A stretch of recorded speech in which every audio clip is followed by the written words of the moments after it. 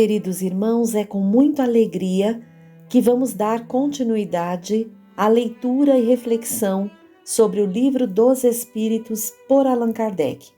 Nós estamos no livro 2, capítulo 5, Considerações sobre a pluralidade das existências.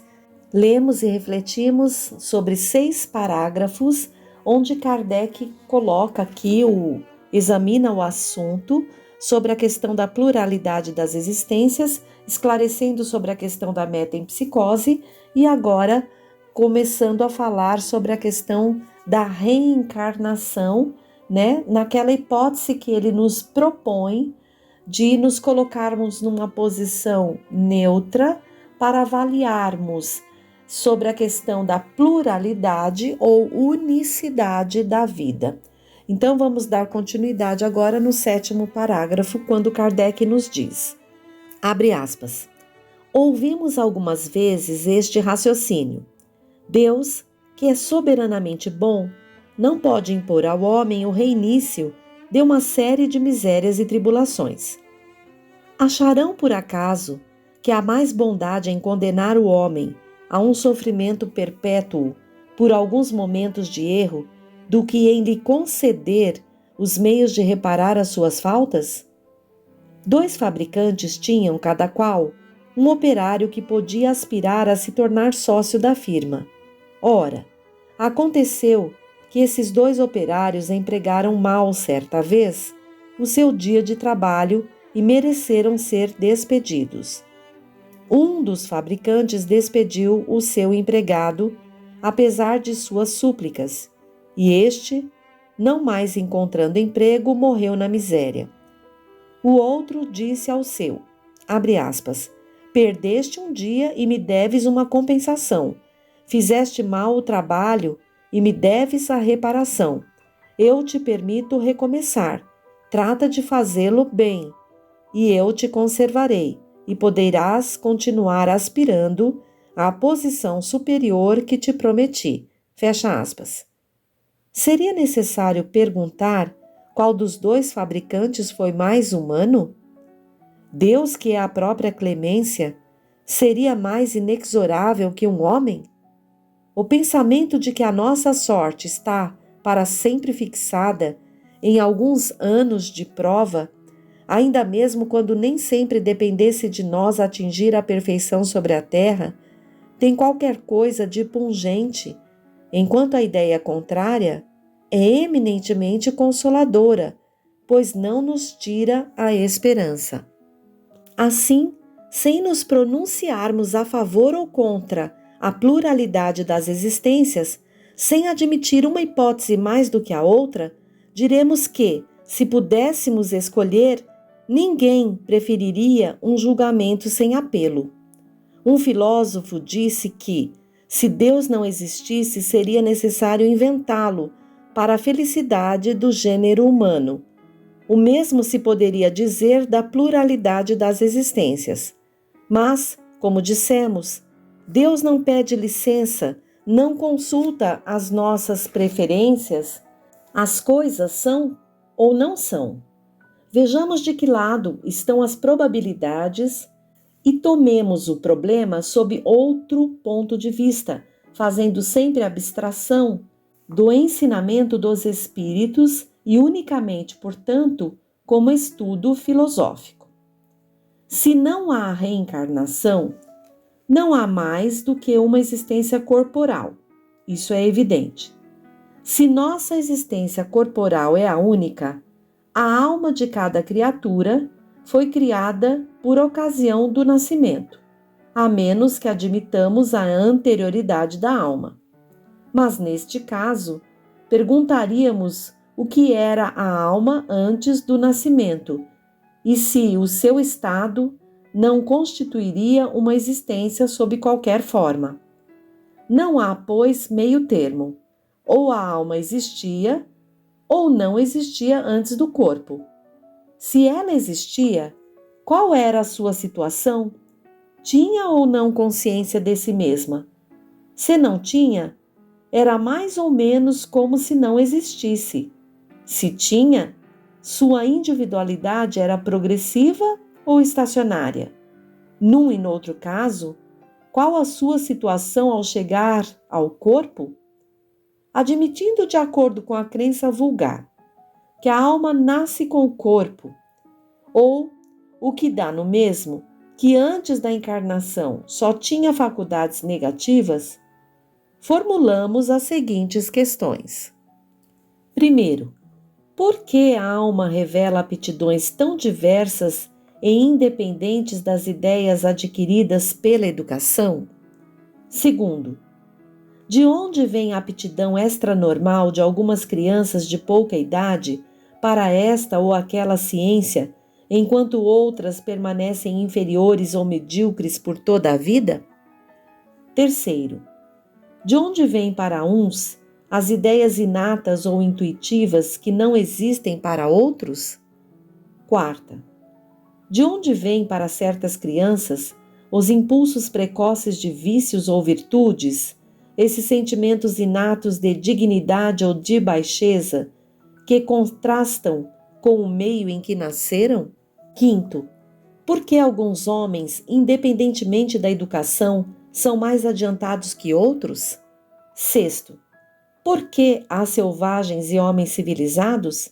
Se tomarmos uma criança hotentote de peito e a educarmos enviando-a depois aos mais renomados liceus, faremos dela um Laplace ou um Newton? Perguntamos qual a filosofia ou a teosofia que pode resolver esses problemas. Ou as almas são iguais ao nascer ou não o são. Quanto a isso não há dúvida. Se são iguais, por que essas tamanhas diferenças de aptidões? Dirão que dependem do organismo. Mas, nesse caso, teríamos a doutrina mais monstruosa e mais imoral. O homem não seria mais que uma máquina, joguete da matéria, não teria a responsabilidade dos seus atos. Tudo poderia atribuir às suas imperfeições físicas. Se as almas são desiguais, foi Deus quem as criou assim. Então, por que essa superioridade inata conferida a alguns? Essa parcialidade estaria conforme à sua justiça e ao amor que dedica por igual a todas as criaturas? Admitamos, ao contrário, uma sucessão de existências anteriores e progressivas, e tudo se explicará. Os homens trazem ao nascer a intuição do que já haviam adquirido.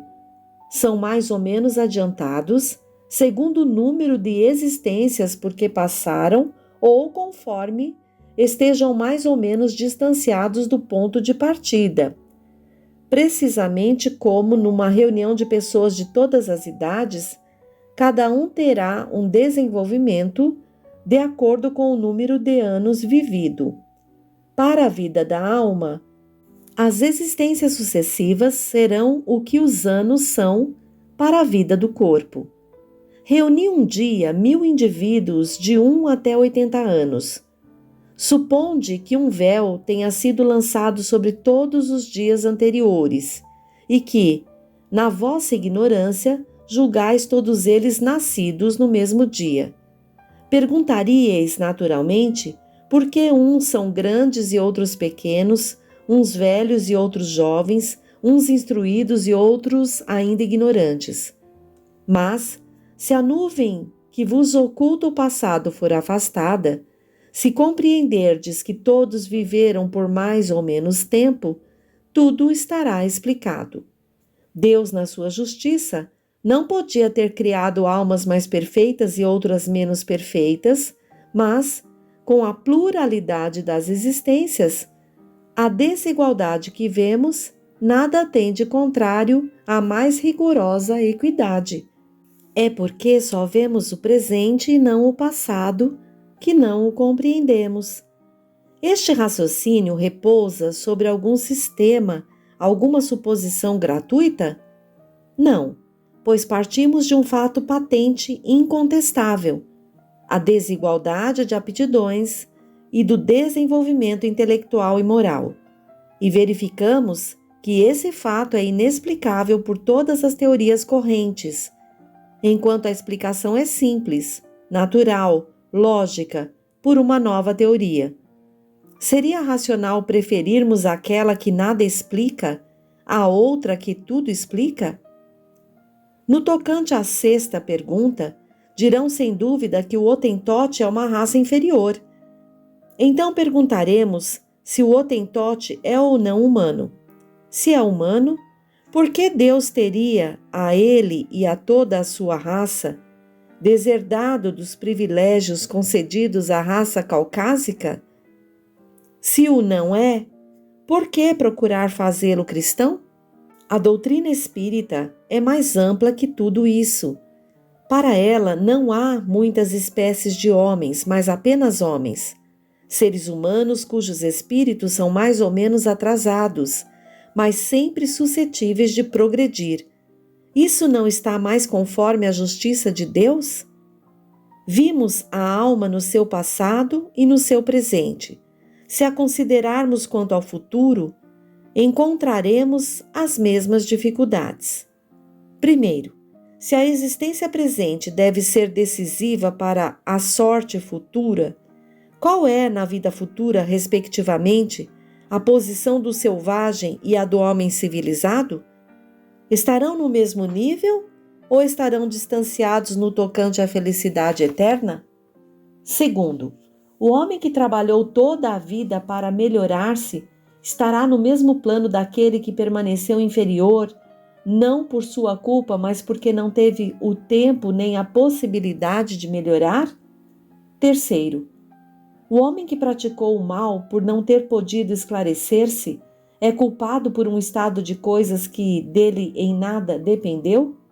Quarto, trabalha-se para esclarecer os homens, para os moralizar e civilizar, mas, para um que se esclarece, há milhões que morrem cada dia antes que a luz consiga atingi-los. Qual é a sorte destes? Serão tratados como réprobos? Caso contrário, o que fizeram eles para merecerem estar no mesmo plano que os outros? Quinto, qual é a sorte das crianças que morrem em tenridade antes de poderem ter feito o mal ou o bem? Se estiverem entre os eleitos, por que esse favor, sem nada terem feito para o merecer? Por que privilégio foram elas subtraídas às tribulações da vida? Há uma doutrina que possa resolver essas questões? Admiti as existências sucessivas e tudo estará explicado de acordo com a justiça de Deus. Aquilo que não pudermos fazer numa existência, faremos em outra. É assim que ninguém escapa à lei do progresso. Cada um será recompensado segundo o seu verdadeiro merecimento, e ninguém é excluído da felicidade suprema, o que pode aspirar, sejam quais forem os obstáculos que encontre no seu caminho. Essas questões poderiam ser multiplicadas ao infinito, porque os problemas psicológicos e morais que não encontram solução, a não ser na pluralidade das existências, são inumeráveis. Limitamo-nos apenas aos mais gerais. Seja como for, talvez se diga que a doutrina da reencarnação não é admitida na Igreja. Isto seria, portanto, a subversão da religião. Nosso objetivo não é, no momento, tratar desta questão. Basta-nos haver demonstrado que ela é eminentemente moral e racional. Ora, o que é moral e racional não pode ser contrário a uma religião que proclame Deus como a bondade e a razão por excelência.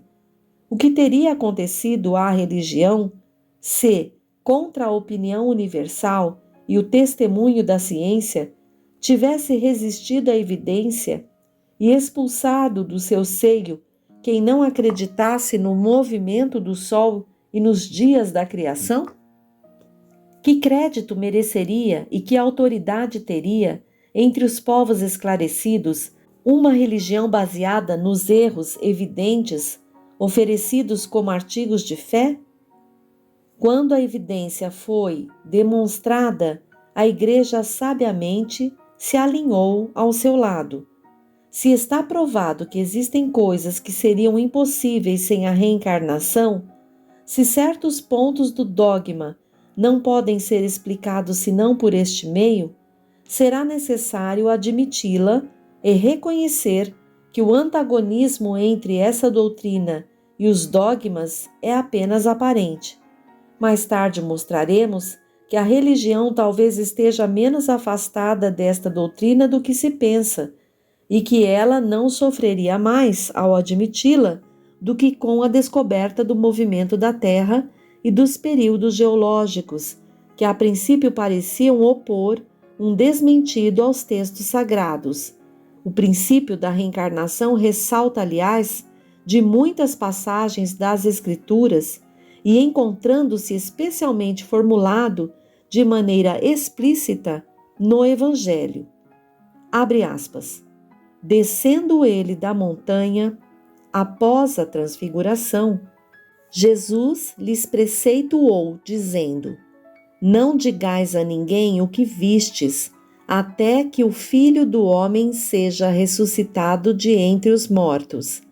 Seus discípulos então o interrogaram e lhe disseram: Por que dizem, pois, os escribas que é necessário que Elias venha primeiro?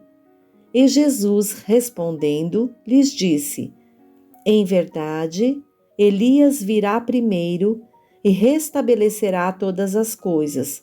Mas eu vos declaro que Elias já veio, e eles não o conheceram, antes o fizeram sofrer tudo quanto quiseram. Assim também eles farão morrer ao Filho do Homem. Então entenderam os discípulos que era de João Batista que ele lhes havia falado. Fecha aspas. São Mateus, capítulo 17. Ora, se João Batista era Elias, houve então a reencarnação do espírito ou da alma de Elias no corpo de João Batista. Seja qual for de resto a opinião que se tenha sobre reencarnação, quer a aceitem ou não, ninguém a ela escapará por causa da crença em contrário. O ponto essencial é que se apoia na imortalidade da alma, nas penas e recompensas futuras, no livre-arbítrio do homem, na moral do Cristo, e, portanto, não é antirreligioso. Raciocinamos, como dissemos, fazendo abstração de todo o ensinamento espírita que, para certas pessoas, não tem autoridade. Se, como tantos outros, adotamos a opinião referente à pluralidade das existências, não é somente porque ela veio dos espíritos, mas porque nos parece a mais lógica e a única que resolve as questões até então insolúveis. Que ela nos viesse de um simples mortal e a adotaríamos da mesma maneira, não hesitando em renunciar às nossas próprias ideias. Do mesmo modo, nós a teríamos repelido, embora viesse dos espíritos, se nos parecesse contrária à razão, como repelimos tantas outras. Porque sabemos, por experiência, que não se deve aceitar de olhos fechados tudo o que vem dos espíritos, como aquilo que vem da parte dos homens. Seu primeiro título aos nossos olhos é, antes de tudo, o de ser lógica, mas ainda tem outro, que é o de ser confirmada pelos fatos. Fatos positivos e, por assim dizer, materiais, que um estudo atento e raciocinado pode revelar a quem se der ao trabalho de observá-los, com paciência e perseverança, e diante dos quais a dúvida não é mais possível. Quando esses fatos se popularizarem, como os da formação e do movimento da Terra, será necessário reconhecer a evidência, e os seus opositores terão gasto em vão os argumentos contrários. Reconheçamos, em resumo, que a doutrina da pluralidade das existências é a única a explicar aquilo que, sem ela, é inexplicável, que é eminentemente consoladora e conforme à justiça mais rigorosa, sendo para o homem a tábua de salvação que Deus lhes concedeu na sua misericórdia. As próprias palavras de Jesus não podem deixar dúvida a respeito. Eis o que se lê no Evangelho segundo São João, capítulo 3. Terceiro, abre aspas. Jesus, respondendo a Nicodemos, disse: em verdade te digo que se um homem não nascer de novo, não pode ver o reino de Deus. Quarto, Nicodemos lhe disse: como pode um homem nascer quando está velho? Pode ele entrar de novo no ventre de sua mãe e nascer uma segunda vez? Quinto, Jesus respondeu: em verdade te digo que se um homem não nascer da água e do Espírito, não pode entrar no reino de Deus. O que é nascido da carne é carne, e o que é nascido do Espírito é Espírito. Não te maravilhes de eu te haver dito: necessário vos é nascer de novo. Fecha aspas. Vejam, companheiros, o quanto Kardec aqui se utiliza de argumentos lógicos, racionais e de acordo com a bondade de Deus para nos esclarecer e consolidar a nossa fé na pluralidade das existências. Que possamos conseguir expandir a nossa consciência e lucidez e cada vez dar passos mais seguros, afinando o nosso coração com o coração de Jesus Cristo. Até o próximo encontro.